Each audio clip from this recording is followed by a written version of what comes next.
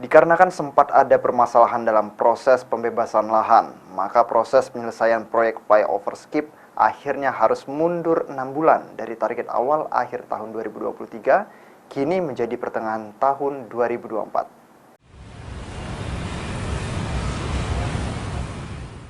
Proyek flyover skip saat ini masih dalam proses pengerjaan yang dilakukan oleh pihak Balai Besar Jalan Negara 5 Sumsel. Saat ini, tahapannya baru mencapai sekitar 45%. Dengan kondisi tersebut, penyelesaian proyek flyover skip pun akhirnya harus mundur dari sebelumnya, ditargetkan pada akhir tahun ini menjadi pertengahan tahun 2024 mendatang.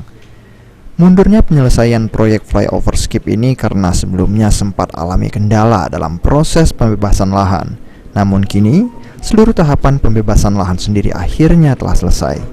43%. Itu yang di tengah itu pembuatan apa itu, Pak? Itu di situ flyovernya nanti. Oh, titiknya itu, Pak. Jadi dari simpan sebidang menjadi simpan tidak sebidang. Yang dari